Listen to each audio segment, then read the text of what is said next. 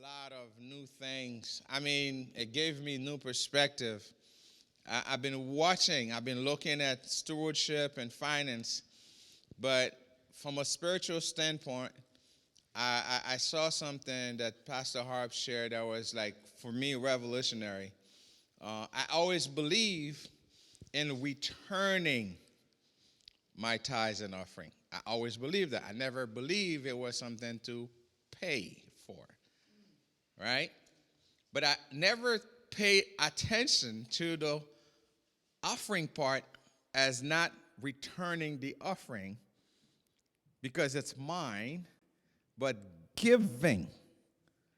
And that was my sweet spot right there, as he shared. I don't know for you, it might have been different, but that's what resonated with me when I saw that. And I used to know my offering is just like a sacrifice. It's something that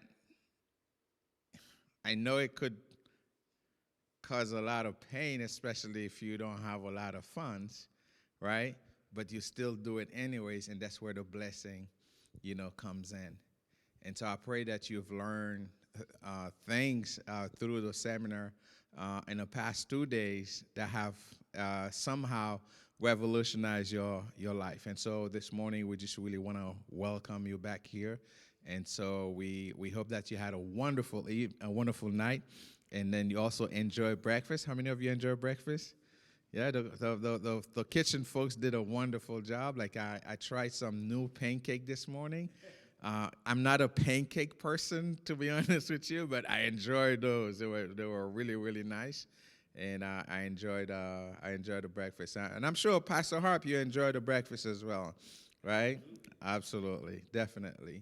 And so before we begin the presentation, I'd like to invite you to pray with us. We're not going to have any song for this morning because I don't know how to sing for the church. I only sing in a bathroom or in the shower. These are my audience right there.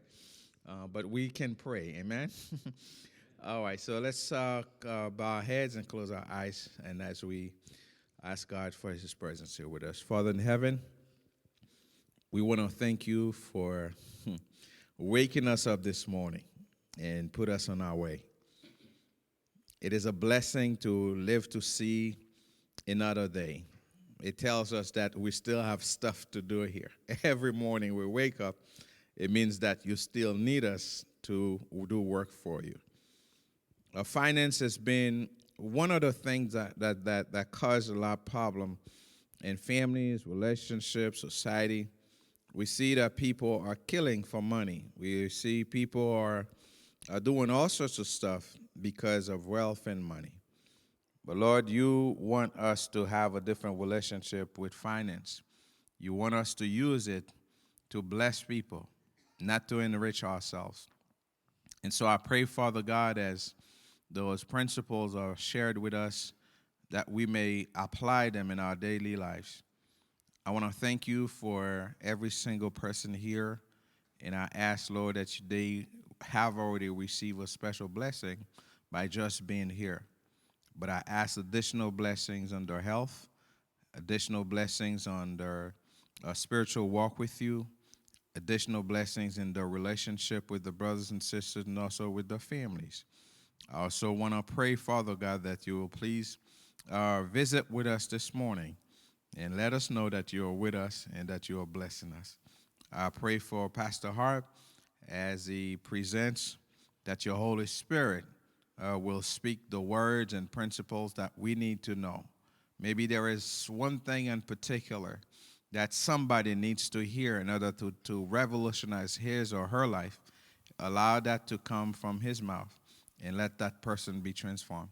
For those who may be on their way, I ask that you be with them. There might be folks who will be watching online. I ask the Lord that you'll bless them as well. Thank you, Father God, for everything. In Jesus' name we do pray. Amen. All right, so this moment, Pastor Mike. All right. Thank you. Thank you very much. Again, I want to, I'll probably have it on the screen. I want to thank all of the tech folk for what they do and what they have done to assist us. Good morning.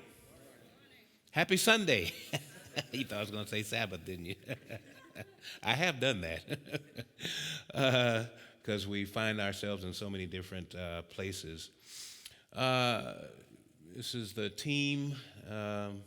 Thank you for inviting us. Again, I really like your church here and everything that goes along with it. It's a nice building. Insider Secrets to Wealth. Technically, it's really going to be part 2 of that discussion, but it all gives you insight as to how to manage your funds. And anytime that you take a serious approach to doing that, and you're curbing your spending, and you are actively saving, you are building wealth. So much so, the lady we saw in the example, Osceola McCarty, she just made it a part of her life. She wasn't, schooled as many people are, but she knew she had learned that you need to put something away, and that's how she was able to give $150,000 to the university, because she made it a point to put something away. And she gave it to students who she never went to the university. She didn't go that high in education, but she knew she wanted to help students. So we got a little volume there. All right, while you work that out. Pastor already prayed, but Lord, breathe on us in Christ's name. Amen. Okay, so Insider Secrets to Wealth. We started with 7 simple steps. I think we went to step number 4. How did she do it? Save thousands. Regular saving. This is simply one way to invest. Saving is just one way. We'll look at some other ways, hopefully, when we get towards the end of the presentation.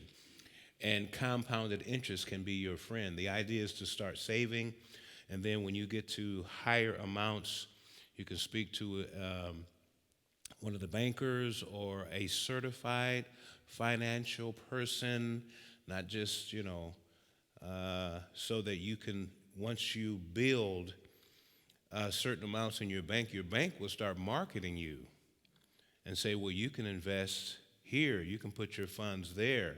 I get emails, saying, well, you can do this, you can do that.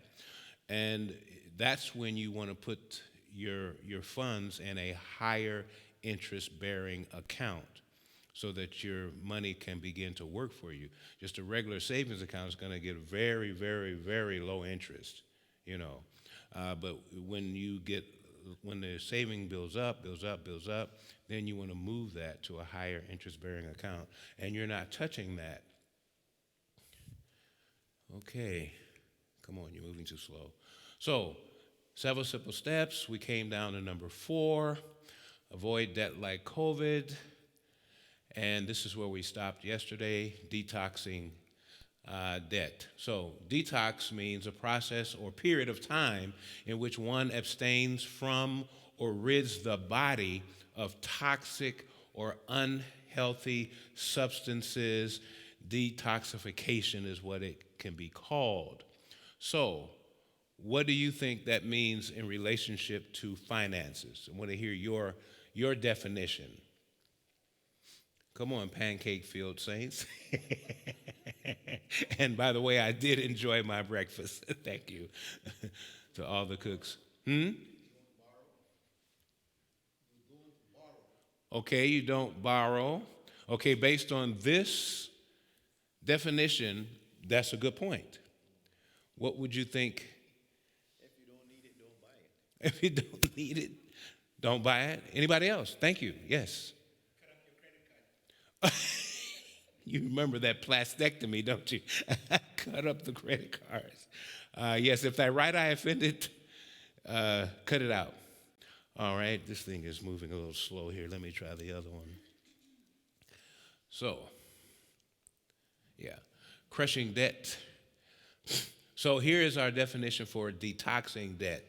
It would mean remove toxic financial habits from your lifestyle.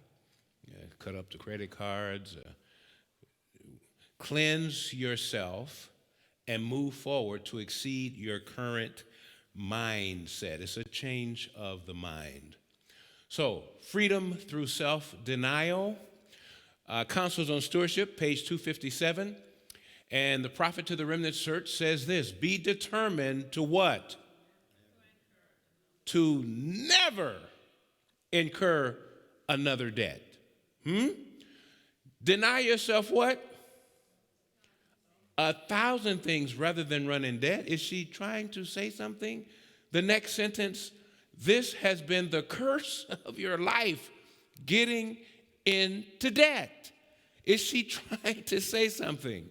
Well, if you've ever been overwhelmed with debt, this makes sense. You have to learn to manage debt.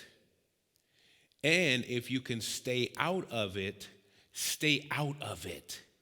Get in a practice of using cash, saving up for whatever it is you want to get, and then paying cash for it. It is a much better practice. Avoid it as you would the smallpox. Make a solemn covenant with God that by his blessing you will pay your debts and then owe no man anything if you live on porridge and bread. And every time that's true.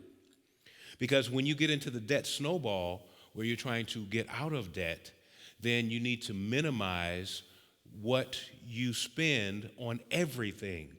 So, in other words, if it means eating porridge and bread every day for a couple of weeks, you probably need to be a little bit more nutritious than that. But it's the principle. Dave Ramsey says rice and beans and beans and rice. So I said, well, I wonder if he ever read this quote. Now, here is the serious side of this. When one becomes involved in debt, he or she is in one of Satan's nets, which he sets for souls. So, see, this is where I want you to know this is a spiritual warfare. The enemy knows the significance of getting bound in debt. And so he sets us up. This is a serious point. So that's why, you can't subtract the spiritual from the practical. They have to balance each other.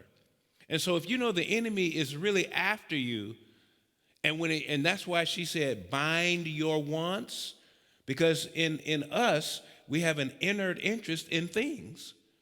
And sometimes we want more than we can actually pay for.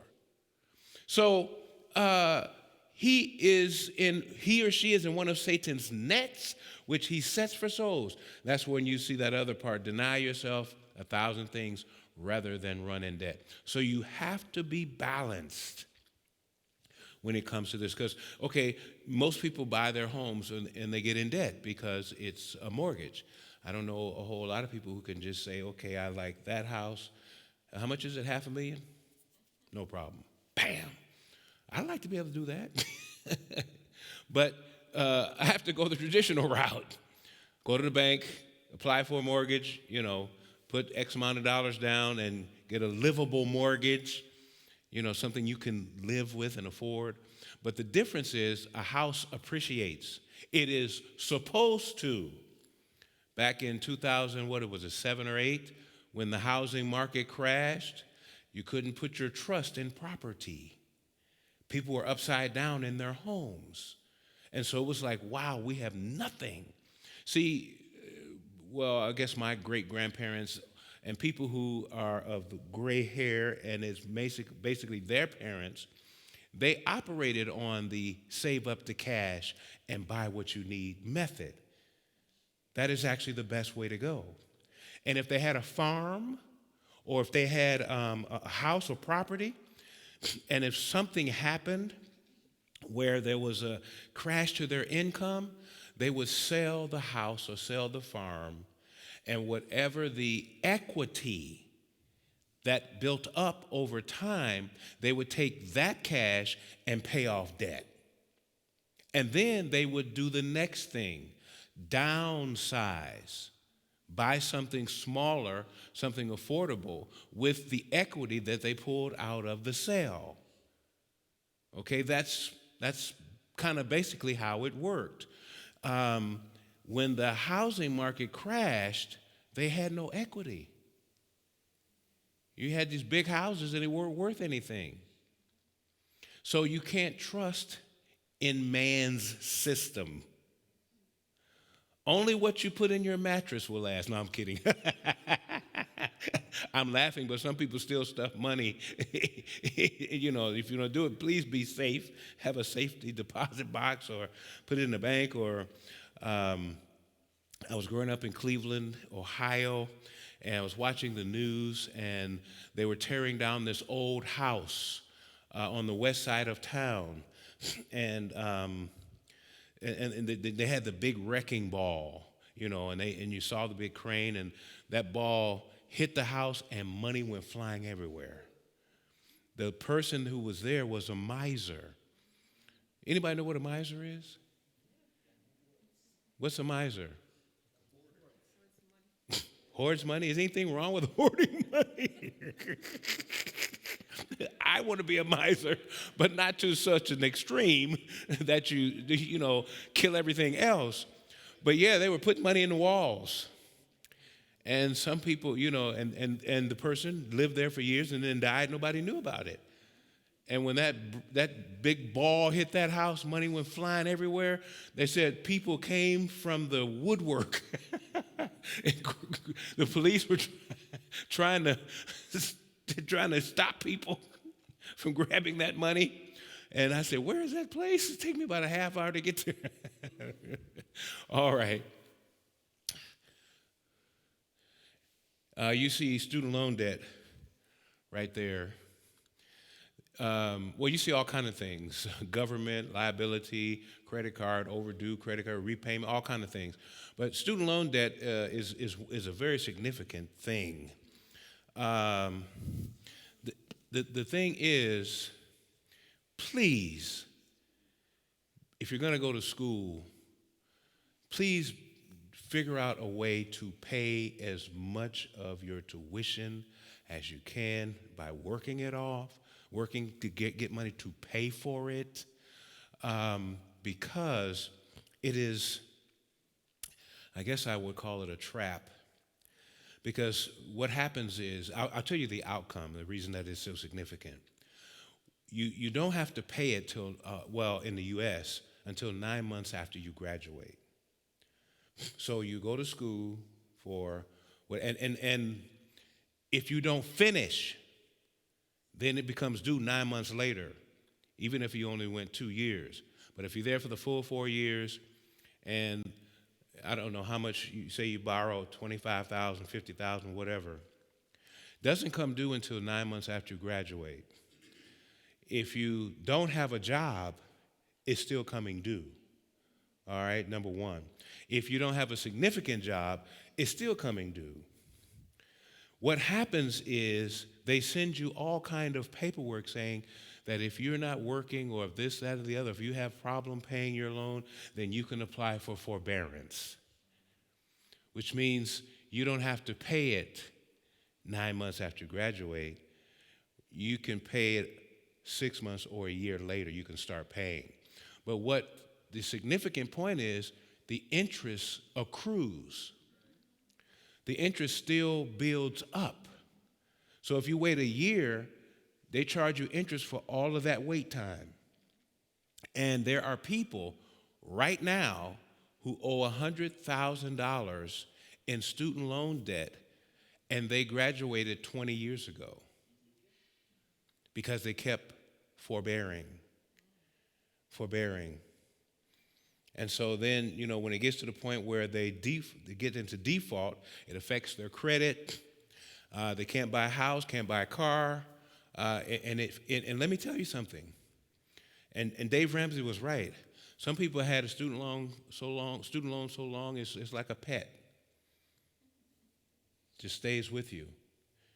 That's the part of it. And when I was at Oakwood, not at Oakwood, we did this kind of a seminar at the university for college students. And we began to share with them how they should view their funds, how they should, save some money, how they should work off as much of their tuition as possible so that they could graduate debt-free. That's the way to go, because you don't have anything hanging over your head when you come out, and avoid the temptation that every student starting at high school gets is a credit card. And another thing that was popular on campus, even when I was a student, you had kids driving BMWs, Audis, any European or high-end car.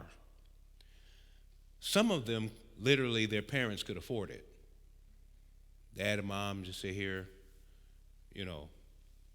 so they got it legitimately. Some of them could not afford it. They used their student loan to buy a car because they just give you the money. They don't tell you how to budget it. You get, if you get it, it's for school, books, whatever. And so some people say, well, I need transportation. So instead of going out getting a jalopy, not a jalopy, but getting something that's reasonable, a Volkswagen, or and that's even expensive to repair because it's a European car. But something that's reasonable, get you a nice Honda, a Toyota, that will last a good while. They will get a high-end car. And so now they got to pay for the car note, and potential student loan coming.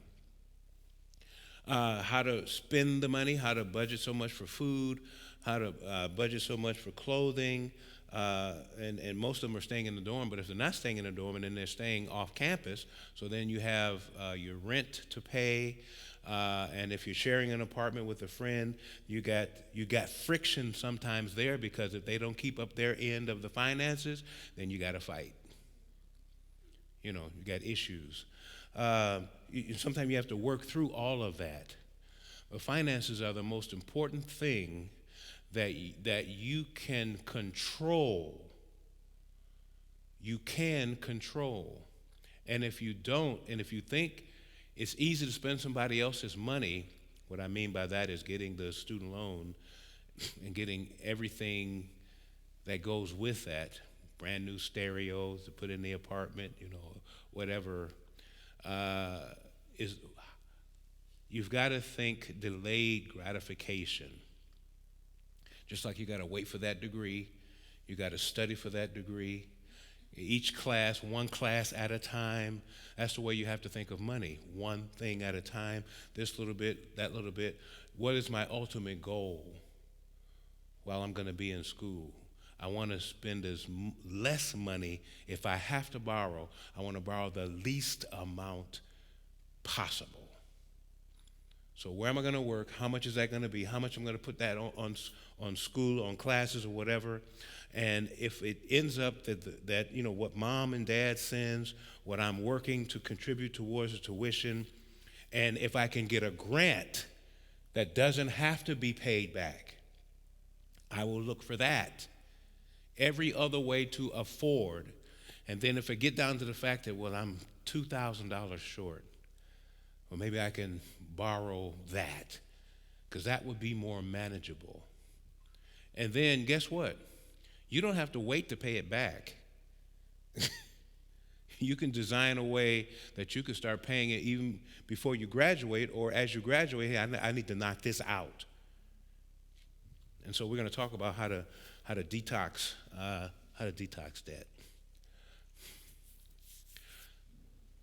So, insider secrets, all of this is. So, debt elimination, the first thing you want to do is what?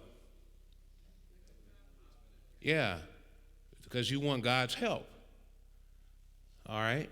So, make a covenant with God, renew it every day, and we already talked about that. The devotional life, that keeps our connection, and it also helps us as we think about how we manage money. God will help us remember what you planned or what you said you were going to do. Don't waste it. So the basic premise, continue, establish tithe and offering. So the first point is to make a covenant with God and be faithful with tithe and offering. That's number one. So our relationship with God through tithe and offering, God and money. And yesterday morning we said this was the foundation for crushing debt. And of course our generosity code, if you love me. So it's all working together. God has our back even when it comes to money.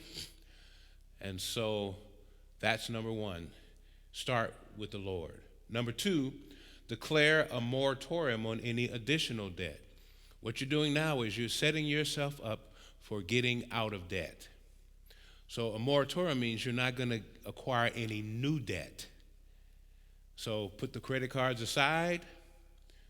Don't charge anything. Don't get anything where you're going to be getting it on time. You're done. Because you're in the mindset, I'm going to get out of this. Say it's $25,000. Say it's $50,000. Whatever it is, you're going to get into the process. We're going to get out of this. Cash is better than credit. I already stated that. You can make better deals if you use cash. I mean, you can go into a place and you can ask, hey, they're selling this for $1,500. Well, I have $1,300 cash. Would you take it? Well, I think we could work something out. But if you finance it, it's going to cost you more. Because not only are you going to pay the price that they want you to pay, now you've got to pay interest.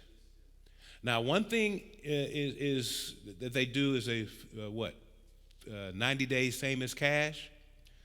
That means, say you have the $1,500 or the $1,300 for whatever that is, and you have that in the bank, and you saved it up to buy whatever that is. So you have the money, you saved it up, and now you're ready to buy. You could either go in and negotiate, see if you can get it for a cheaper price, or you can do 90 days same as cash. Why? Because you already have the money in the bank.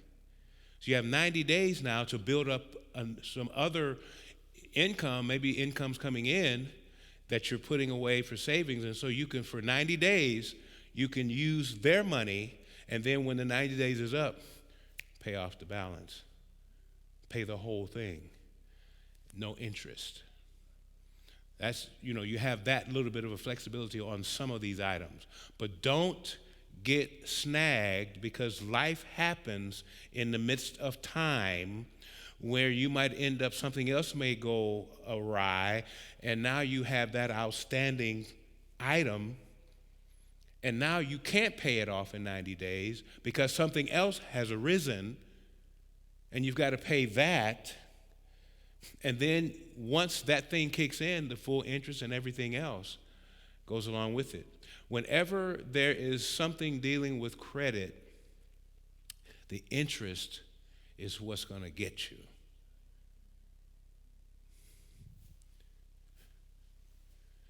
Teenagers with credit. One study found that 22% of college students got their first credit cards in high school. And I told you about yesterday when did this, and the young people whipped them out. And they see it just as going to the store and I'm using a card and I can get what I want. They don't recognize that this is real money that has to be paid back. And the other side of this is, I don't know if they still do this, but co-signing is a no-no. If you are going to co-sign for somebody, just know that that is your debt. Because if they don't pay it, you will. And they will come after you. And so if you co-sign for your child, know that that is your debt. And if you haven't taught your child the importance of, if they use a card, that's cash you're using. And it has to be paid back. And you have to pay it back. Unless they have that kind of thinking, even if they have that kind of thinking, co-signing is still not good. I know people right now, their own homes are in jeopardy because they co-sign for someone else. And the person just skipped out. And it's a family member, or a good friend.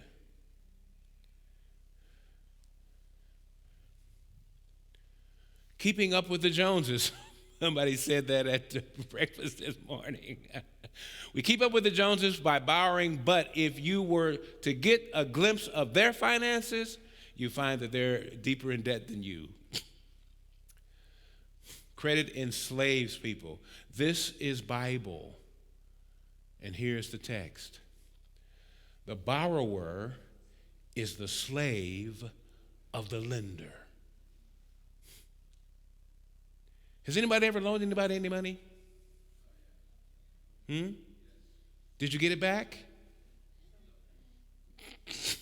I got you to smile.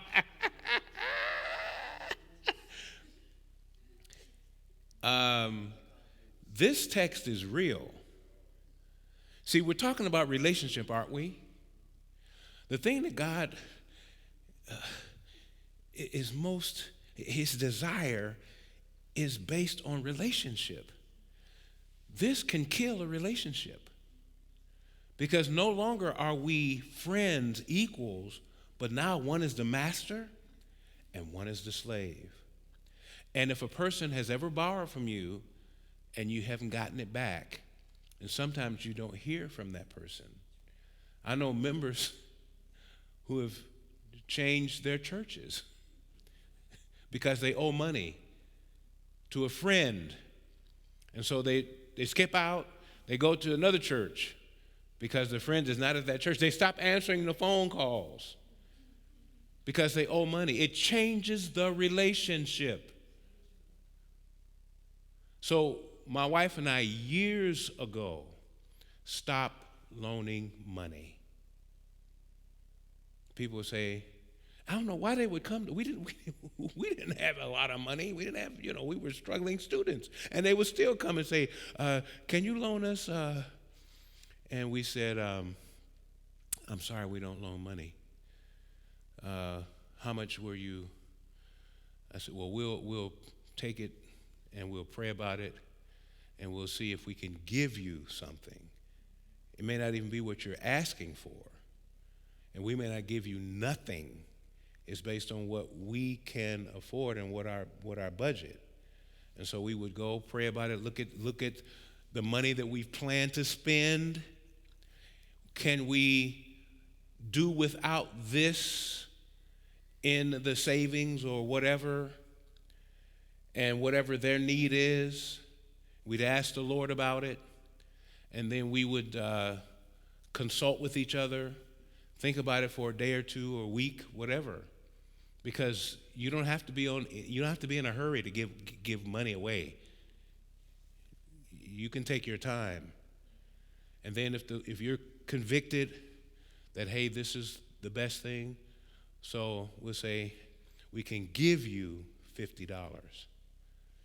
So therefore, there's no master-slave relationship. We can look them in the eye, they can look us in the eye, and we're done with that transaction. Now, there are some people who are true to their word.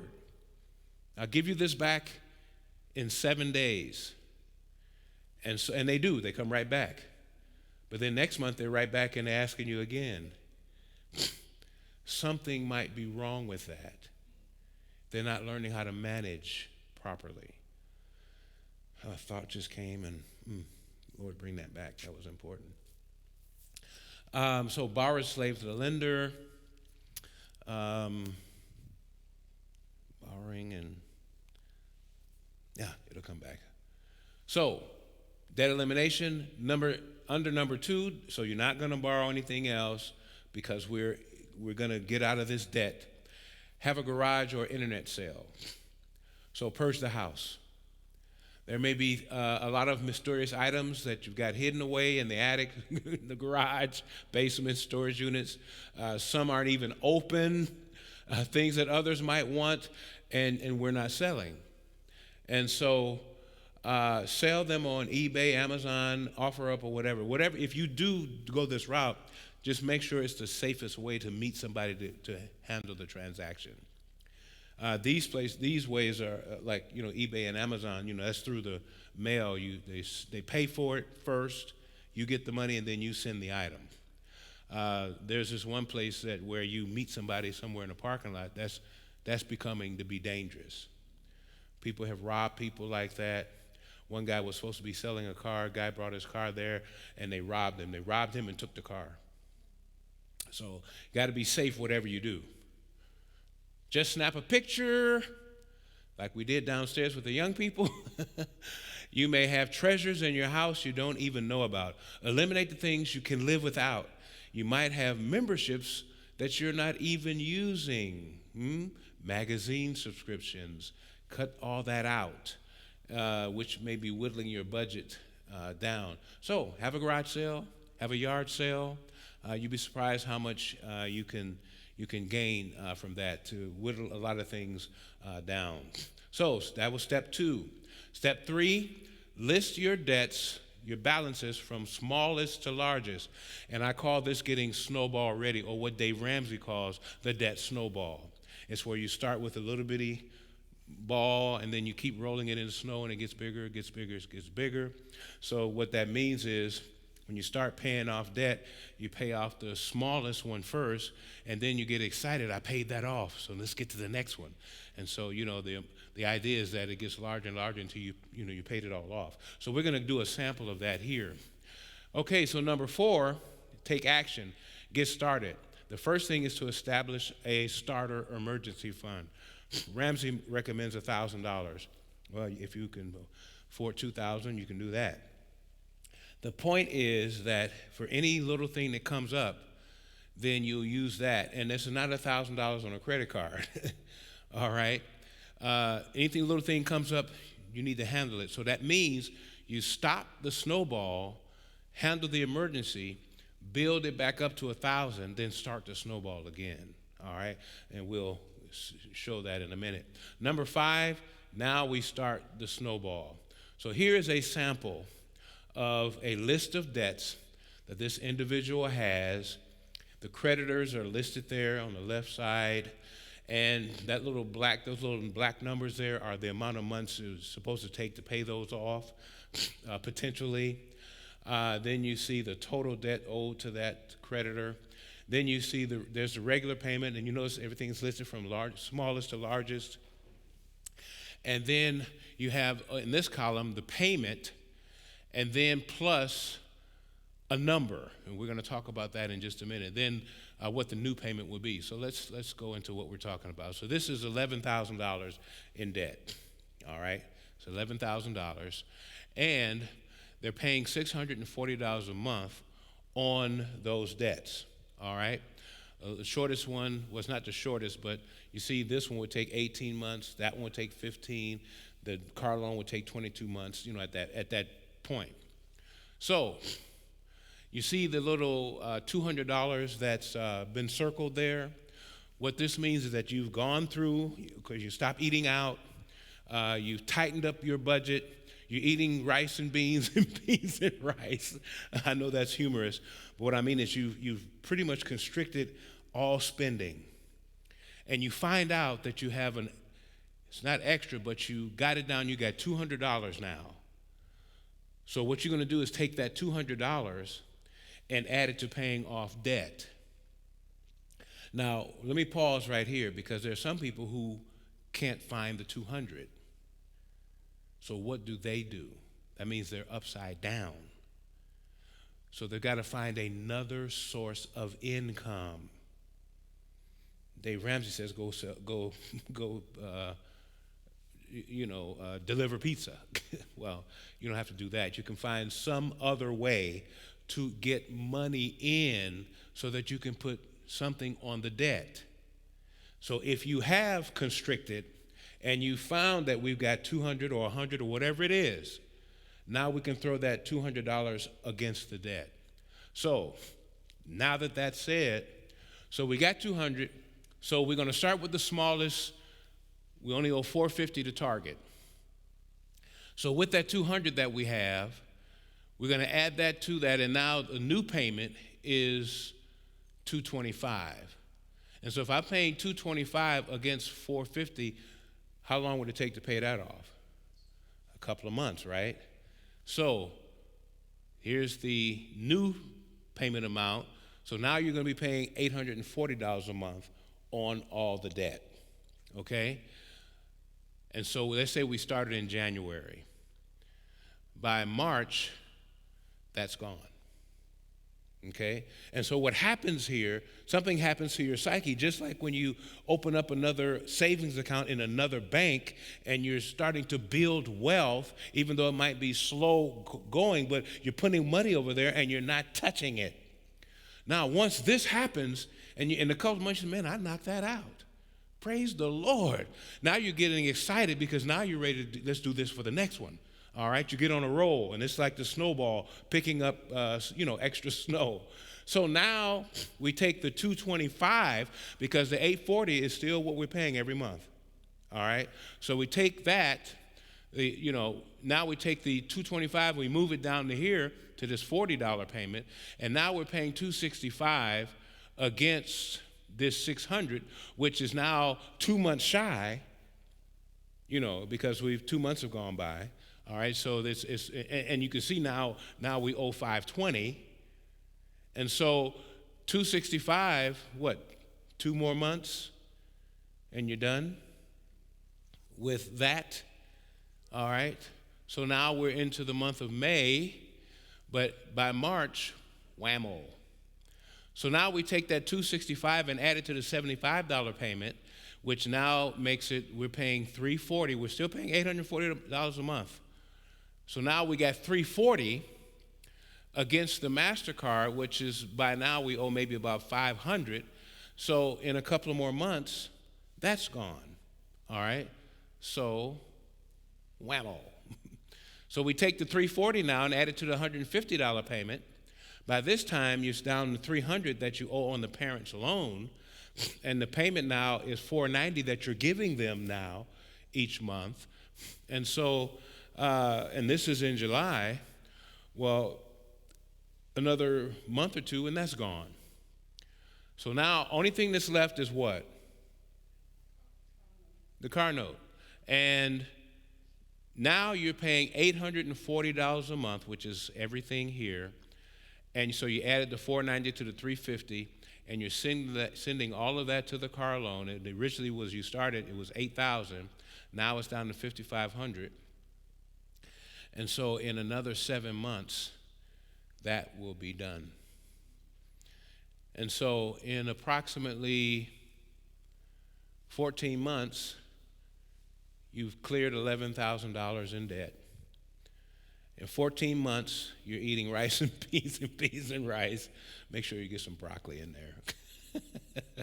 All right. You're not charging anything. You're not buying anything. Your main focus is to get out of debt. Okay, we have achieved that. I think you could go out and have a $25 meal. Just that once. Because think about it now, you now have $840 that doesn't go to anybody except your account. And what can you start doing with $840 a month now that you've constricted yourself? Now, you may spread yourself a little bit, so, okay, $100 may go here or there. So what you can do is, okay, how much money am I going to now put in savings? What am I going to do now? I can start building up the emergency fund to 3 to 6 months. So you want to go for 3 months of expenses. You use that money wisely. Don't just say, oh, I got extra $840, let's go spend. No, if you have structured yourself to get out of debt, and you see you got an extra $840 a month, you're not going to be in a hurry to just buy this, that, and the other.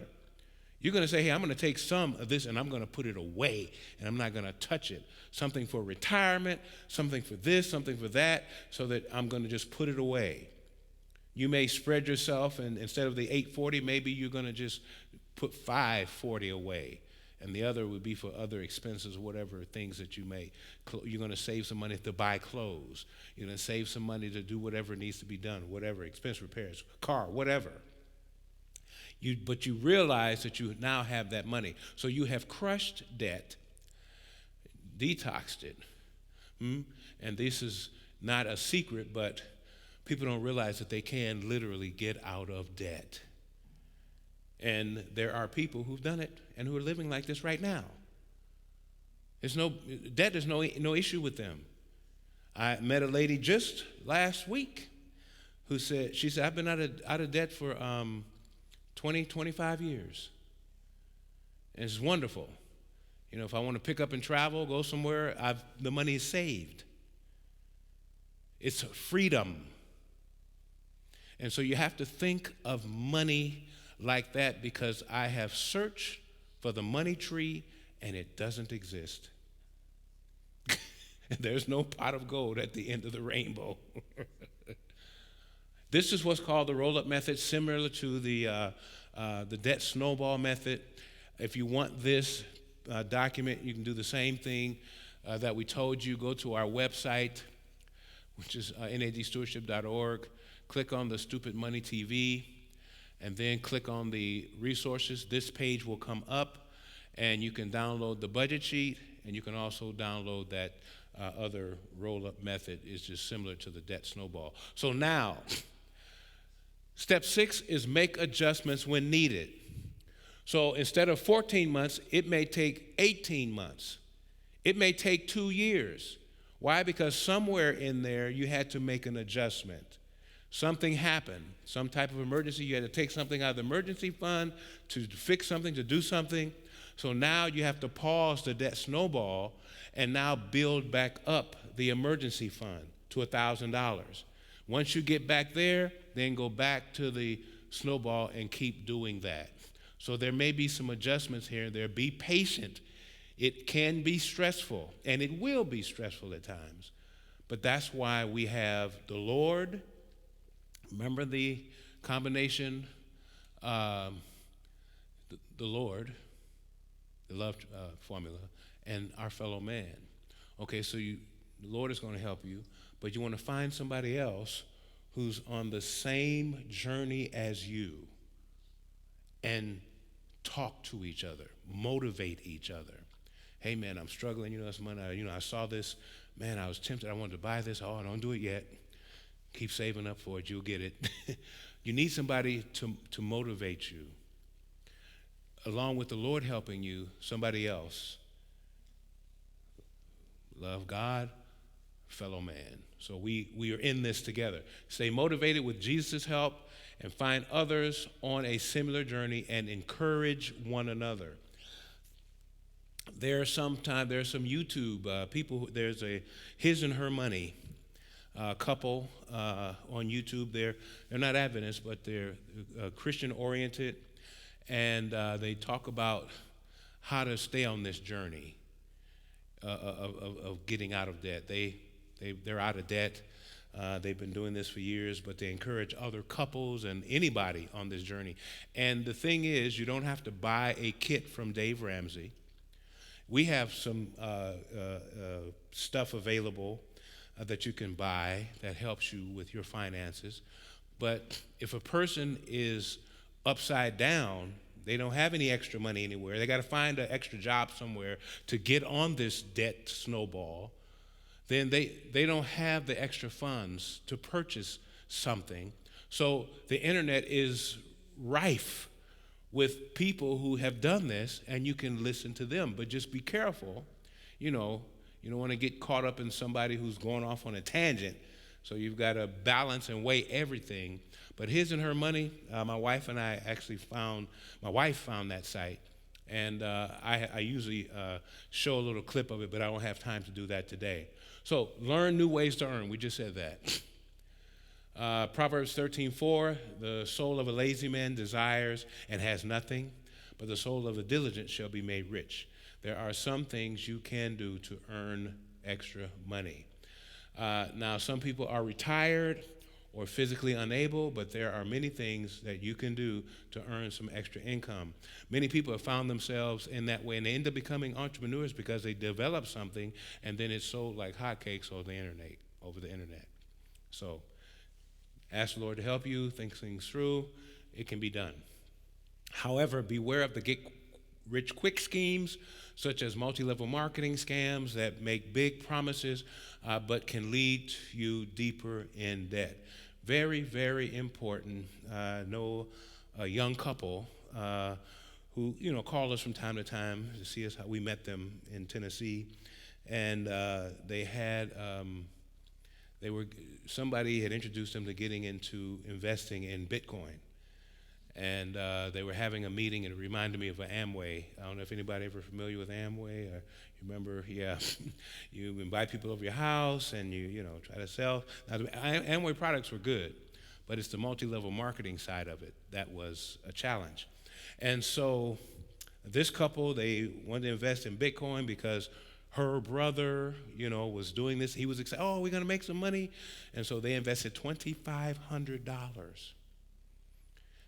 And they asked us about it. They even wanted us to come on to listen to what the people were saying on a Zoom meeting. And I did that, and I said, wait a minute. My name's up here. Anybody think I'm endorsing this? So I got off of the call after I saw, kind of got a whiff of what was going on. I told them, I said, let me ask you this question. Can you get your $2,500 back today? Well, they said that you this, that, or the other. The answer to the question was no. If you're ever going to invest anything, make sure you don't lose or have a possibility to lose your principal. If there's a possibility that you can't get your principal back at any second, shy away, because that's a high interest or high risk, very high risk. And I don't even know till today if they got their money back. We talked to them like 3 months later and then 6 months later, and the first question I asked them, did you get your money back? Well, so they chalked it up as $2,500 is a lot of money, even today. And this was just 2 years ago. So be very careful about these multi-level marketing things or investing anything where you can lose your principal. There are some things you can invest and you can lose some of the interest. That happens. Stock market goes up and down, but you don't want to lose your principal. All right? This is not the way. Okay. So, review. Make a covenant with God. We're going to get out of debt. We got this thing, we're going to get rid of it. Number 2, declare a moratorium on any additional debt. Have a garage sale, internet sale, whatever. List your debts balances from smallest to largest. Get it snowball ready.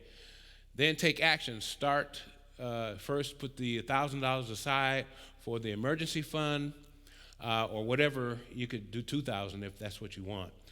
Start the snowball, and then make adjustments as needed.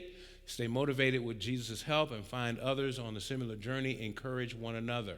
So for the review of the first 4 of the 7 steps, first thing we talked about was getting organized, making a budget. If you want to know what that looks like, you can download the form that we have, or you can get any budget form. Reason that we have one, because it has allowances for the tithe and offering. All right? Put that up there, and then you begin to work on the fixed expenses and then the variable. Fixed, you can't do anything about. Those are what they're going to be. The variable ones are the ones you can make adjustments on. How much money you're going to spend for food, how much money you're going to spend for this. Those are things you can begin to crunch. Save a little every pay period if it's only $50, and not just for retirement. So there's 2 things you're going to be saving for: retirement and just saving. Live within or under your means. I remember telling students when I was teaching at the academy, and we had this practicum going on. I never forget. I said, okay, we're gonna have a mock wedding, and they were going to, come to school dressed, however, whether it was African wedding, whether it was traditional American, whatever. And I got one of the pastors in the city to do the ceremony, and at the end he said, "And now you are not married." So for the first half of the practicum, I said, now your budget is endless to prepare for the wedding. You can spend to your heart's desire. So they had stretch limos, they had rappers at their wedding, they had all kinds, $500,000, $1 million weddings, the fancy dresses, everything. And they had to have pictures of all of this. And so that was the first part. Afterwards, I called it the hat of circumstance. We had to pull for the salaries, pull for how many children they had, pull for whoever their wife was going to be. And then there were times where incidents happened. And so when it got to the point for the budget, it was based on whatever salary they had, and then they had categories, and they had to use a budget form to fill in those categories, starting with tithe, teaching them those principles, and then offering, and then after that, filling in what needs to go where. Then they had to prove it. If they were going to buy a house and the house note was $1,100 a month, they had to prove it. They had to get an amortization schedule. One young lady was she had a realtor come in and drop one off. Everything that they spent, they had to prove. If they had to do anything to decorate the house, they were dragging their parents to Home Depot. And the parents said, what kind of Bible class is this? My kid's dragging me all over the city. I got to get samples for this. And all this went into a notebook. It was called A Taste of Life.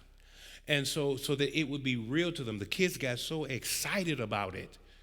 And when kids get excited about learning, the sky is the limit. And so they took it personal. I remember we took the kids, when we were talking about community service, took the kids down to the community service where they fed the hungry. And one girl, she just fussed. She was from a prominent home in the community. She just, how are we you're going to making us do this? I said, oh, Lord, am I making them do it? Yes, 4th grade. And she just fussed and fussed and fussed. And so we got there. We went to the prison first. And then after we went to the prison, then we went to the Feed the Hungry. And on the way back from the prison, it was silence on the bus. Because one of the prisoners said, I know you, I know you, I know you, I know your mama, and I know your daddy. And I don't belong in here, and neither do you. And so when we came back, and that was just one of them. We came back there, you could hear a peep. It was silent, and it was about a half-hour drive from the prison back to the school. And but this feeding the hungry, the girl fussing. When the people came in, they began to see who came in. Some of them were members of the church who needed food, people they've seen on Sabbath. Silence. At the end of all of that, guess what young lady kept going back to serve? The very one who was complaining. It changed her life. When you make it real, then they get it. And so that's what we hope that happened this weekend, that somehow this is made real. Spend less than you earn, determined to live within your means, save a little, and then avoid debt, of course. Here's the last 3. Be a diligent worker so you'll have a job. Be faithful to God. He's given us so many promises. Your family cannot afford to live without God's blessing. Number 7, remember that this earth is not our home. Our management here, our stewardship here, and I'm not talking stewardship of tithe and offering, I'm talking about how we manage life, here determines our eternal destiny. And so a few investing thoughts. Keep this truth in mind. No investment is as secure as a repaid debt.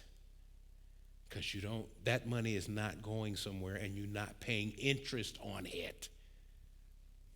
Putting your desire to invest ahead of repaying your debt obligations is usually a sign of immaturity, not financial sophistication. So, financial fitness, steps to wealth building, investing your surplus. Again, because you're saving and you got a mindset that I'm saving, now you're building up and you have a surplus. So, what are you going to do with it? Move it to a higher interest bearing account so you can make more money. Your money can work for you. All right.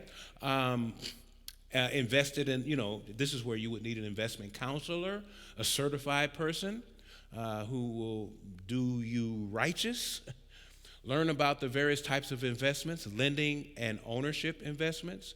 And here's the investments where you become a lender: savings accounts, CDs, bonds, government bonds, state and local bonds, annuities. You get a fixed return. The investments where you become an owner: stocks, mutual funds, real estate, precious metals, and farmland. You make money if the value goes up or the company is successful. All right? Steps to wealth building: spend time learning about mutual funds, very important. Understand the tax liabilities and consequences involved. Become an entrepreneur, all right? Because then you're working for yourself. And who knows what happens. You start with some little thing. I've seen young people, and a lot of Gen Zs are coming up with stuff and they're putting it on TikTok, putting it on social media, and they're making a lot of money.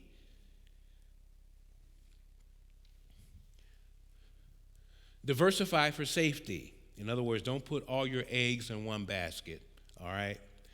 Diversify, understand investing, know what you want to accomplish, and set goals. It's the same thing with the budget. Know what you want to accomplish and set goals. I'm going to do this. I'm going to get out of debt. And stick to it, all right? Spread out the risk. Again, that's not like putting all your eggs in one basket. The risk is important. How much are you going to lose if whatever this is dips?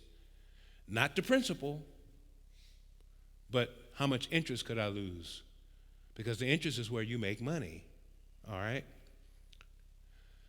Seek a trusted professional financial advisor for guidance. This is critical. And that's just a few hints there to insider secrets to wealth. So, wrapping this up, as we look for the Lord's soon return, we must do what? Occupy. That means there's something that we can do as the Lord prepares to come. Planning is part of that. That's the first T. The practical side of it is how we manage life. So it's involved in this. That's day to day, year to year, decade to decade. Hence, it makes good sense. I'm going to come back to that. My wife and I, every 5 years, we take an assessment. Where we are, what were our goals, what did we plan, did we achieve this, did we achieve that? And so as we get to that, then we may have a 6 month, okay, how close are we to this? Do we need to ditch this idea? Do we need to change that? So you're constantly talking about what your goals are and where you want to be and what you want to do. And how long is it going to take? Because you need to be planning now if it's going to happen in 5 years. Well, you need to be planning now and doing today what you want to achieve in 5 years. So it makes good sense to invest wisely, plan for retirement, have life insurance. The church is not supposed to bury you. Looking at the pastor's wife. I've pastored for 12 years, and some people think that because they return tithe and give offering, that guarantees that their funeral bills should be paid. My mom, and these are usually family members who are non-Adventist or non-Christian, and who feel that they put all that money in your church, and you can't bury my mama. We will help, But that's not the church's responsibility. Whose responsibility is that? It's your own. Yeah. So if you haven't put 50,000 aside to cover your funeral expenses, then buy the insurance. It's the same thing. People who have a lot of money, they just have money aside whoever the accountant is has money aside to bury them. And they've already made a plan for that too. Even down to the funeral service. My wife has already told me, I don't want no, you burn me up. I said, are you crazy? I don't want you to put all that money in that, So I may honor her request because she won't know. But no, that's her request. She wants to be, whatever you call that. Now cremated, yeah. Her mother, she's a good Baptist Christian. Her mother said her father wanted to be cremated, my wife's father. So they did that. When it came to mom, she said, don't y'all burn me up. She said, put me in hell before I'm Jesus' child. So don't burn me. And they didn't. As a matter of fact, they took the ashes from Dad and put it in the casket where Mom was, and they closed it up and they buried them together. And they asked me to do the eulogy. Preacher, have you ever been in this situation where you're going to a family funeral and you're not expecting to do the eulogy? Why? Because the cousin of the family has a church in the same city. And, he's family. And when her brother died, I told you about that, he did the service. So, I'm okay, well, I'm good. And at the table in the funeral parlor, the mortician says, well, who's doing the eulogy? And they all turned and they said, him.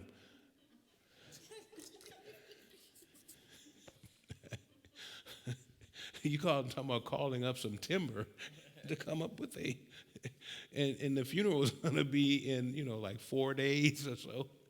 And plus the family planned the funeral around a trip that I had to go. I had to go to Sacramento the day after the funeral.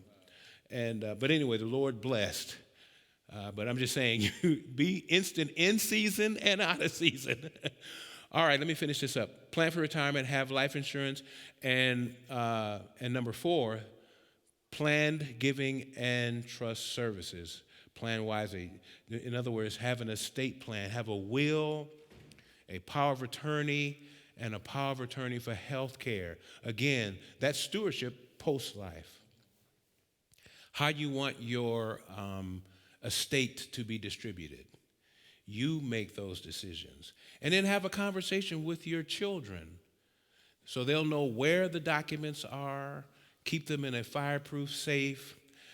People need to know in advance because once you die, if there's anything to be fought over, you better believe they're going to fight.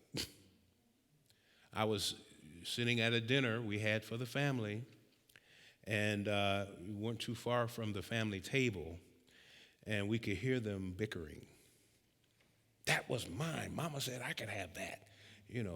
Who told you could go over there and look over everything? Literally.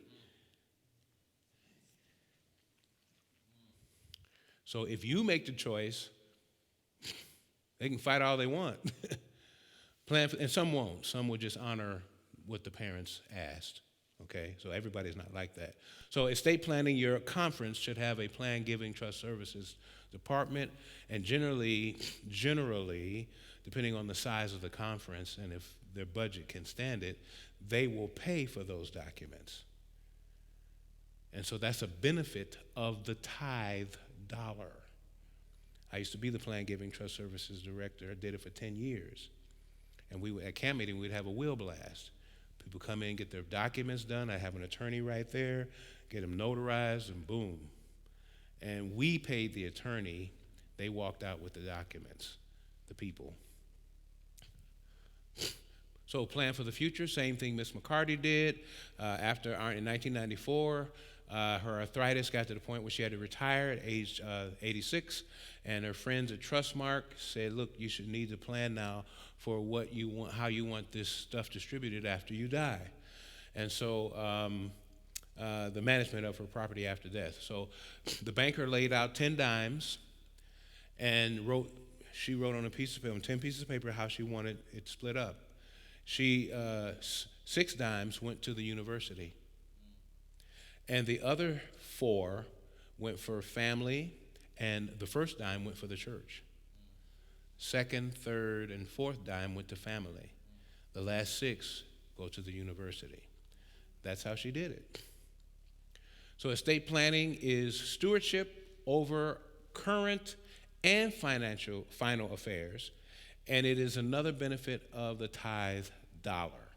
So web stuff, you can go to YouTube and you see Ed Reed there. This coincides with the downloadable financial thing I was telling you about yesterday, where you have the participant's guide and the leader guide, and then there's the videos that go along with it, and that's on our YouTube channel. And then here, this is the stupid money that John did, and these are good. Credit cards, debt management, and this is all free. So you can view those videos at your leisure. And kids and money, charitable giving, and so it's all right there. And these are those I Am a Steward videos that you can use at the Stewardship Spotlight. See, some of them are 1 minute, some of them are 2, it's whichever one. There it is, Faith and Finance, 12 lessons. So you can, 1 a week you could do. And Practical Money Management from a Christian perspective. Ed Reed did a very good job on this. We're going to update it to 2.0 or whatever we're going to call it. But we're going to have the same principles, biblical principles and Ellen White points. We're going to use it in today's voice, today's language. And this is a young man who is one of our stewardship mentees. He's a pastor, used to be in Allegheny East. He just now stepped aside from ministry and is going full-time on his own. He developed this called the Blueprint. It says, build your legacy. And I've purchased some of these, and I've given them away to people to help them become financially free. If someone can be freed from debt by simple principles, each of these costs about the same as it would if you bought a Ramsey thing, about $100 Ramsey. I think this is about 125. And so because I went through this, when I say I went through this, we checked it out. He's a millennial, so he has a different perspective as he approaches this. And he's getting ready to start. He just started a podcast. He just sent me the text yesterday, day before yesterday, and he's calling it Steward Shift. Shift from what we normally think about stewardship. And so, and he's completely out of debt. His wife's just finished her state boards for practitioner. And so he stepped aside from a full-time salary to invest in an entrepreneurial event. And so he's trusting God to, and then of course with his wife being a practitioner, that'll help as far as, and they've done very well with their finances. And he's one of our stewardship mentees. He's on, this man here, Dr. Roland Hill. He was my teacher for stewardship back in the 90s. I graduated in 91, so I had his class probably in 89, somewhere around there. And stewardship was an elective for theology majors. It should have been, yeah, it was an elective. But anyway, we have, our department has chosen him to be the head of our committee for the certification, and they're working on levels 4 and 5. The gentleman you just saw, Troy Levy, he's on that committee. We have a young man who, French-speaking, English-speaking, just finished his doctorate in stewardship. He's pastoring in Greater New York Conference. He's on the committee. And there's a lady who was a pastor, but she's now stepped aside so she can finish her schooling. And she has a love for stewardship and was one of Elder Hill's students as well. That committee, yeah, yeah, on the committee, and they're working, and they'll hopefully be finished with levels 4 and 5. But now he and his wife have what we call the 40-day financial fitness challenge, and that's the website. And that I think that cost about $100, like Ramsey, to help get you out of debt, get your finances as you think total 360-degree stewardship. And of course, Ramsey himself. I met him in person. I went to his place. They were in Nashville proper. Then they moved a few miles out, built a brand new building, beautiful edifice, and they're doing. Of course, Ramsey's doing very good. There's some isms and political feelings he has that I don't agree with, but his system is solid.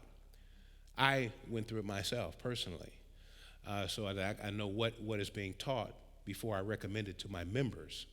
And so I went through it. Then I actually taught it when I was pastoring in Birmingham, Alabama.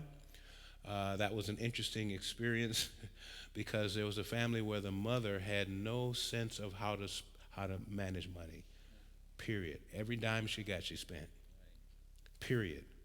And so we figured out a dignified way to get them included in that class, because I think everybody had to pay a certain amount to get in. So we gave them a scholarship so they could be a part of the class, her and her 4 children. One day the child came to my office and brought the mother. Said, Pastor Harpe, she won't stick to the budget. That was the funniest thing. Help me. How can the child tell mom? But she got it. That's what I'm saying. The daughter got it. And the kids are now taking care of the mother. They're grown now. They were in high school and younger.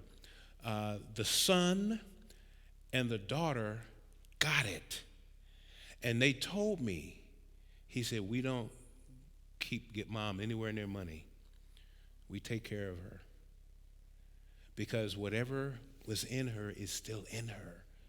And so if you find that you have a challenge, get somebody to help you, because that's how important it is.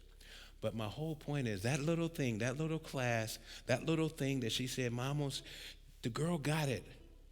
And so she knows how to manage funds to the glory of God. Very smart. So,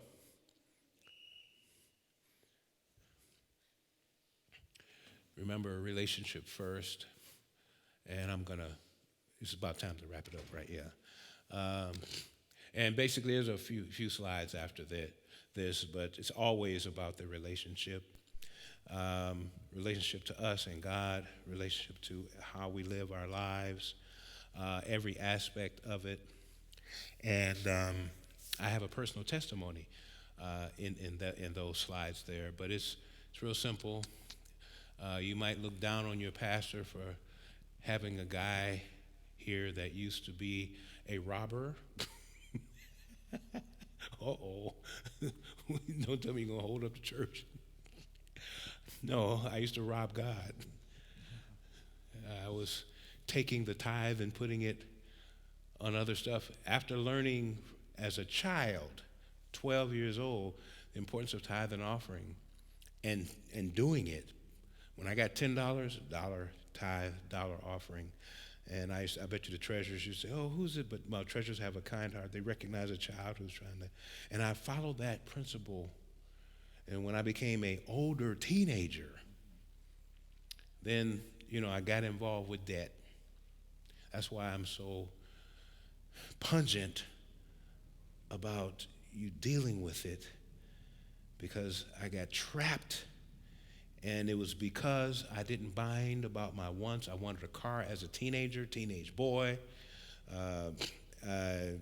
So I, got in debt and didn't manage properly. I didn't have a good example at home. And it started getting to the point where my amounts that I had to pay for the car superseded everything else, and I was getting behind in the car payments. And when you get so far behind, they start sending you messages. And eventually they will come take it. And so I started making a bargain with the Lord. So, Lord, I need to use the tithe this week to pay the car note. Can you keep me alive long enough? I'll pay you back next week. I'm bartering with the Lord. He master, me slave. And so he never said yes to that, of course. But I did it anyway because self becomes involved. What happens if they take the car? What are my friends going to say? Man, what happened to that nice car you had? Or, people have homes. You all had a real nice house. What happened to your house? Why do we do that?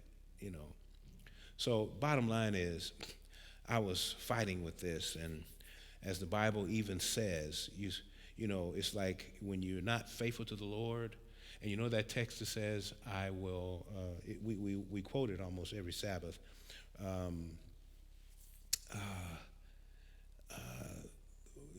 cursed with a curse. That's it, yeah. And sometimes we say that and we want to scare people into being faithful. That's called fire escape religion. And that doesn't work. The Lord wants us to love him as he loves us. And so me scaring you, saying you're going to be cursed with a curse because you're not being faithful, that's not the way. All right? That curse was pronounced on Israel who knew better. And that curse is on an individual who knows better. I knew better. And so when I decided to go against the principles that I was taught and started spending God's money on my stuff, it seemed like money was going everywhere. Everything was happening. It was coming out the back end of the exhaust pipe of the car. It was a mess. And the Lord was saying, when are you going to, and he was approaching me lovingly, let's get this right. And I got to the point, I said, I don't care how it look, they can come take the car. I want to be saved.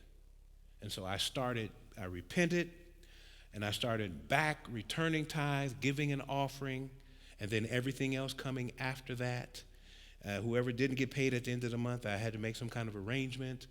Eventually, till I got all that caught up, it took a long time. But when I called the company, the car, they said, well, we really don't want the car. Can you fit this payment in your budget? I said, say that number again. Can you fit this in your budget? I said, yeah, I can do that. Well, then start sending us this. They sent me some paperwork, signed off on it, paid the car off. Same vehicle. I got pictures of it in there. Same vehicle. I drove to Oakwood. I had kept the car for 10 long years. Put 100,000 miles on the car. Isn't God good? He trusted me. I trusted him. I was ready to release it in his name. Look, let him take it. I don't care how I look. I don't care what people say. I want to be saved. That was my decision. And after that, God flipped it just that quick. They never came. After that, boom, just kept sending that payment in, kept taking care of the rest of my responsibilities. Because once you start returning tithe and giving an offering, God blesses the rest. Which means now I've got to be proactive in what I want and how I spend so that I don't go beyond my means. So go with God.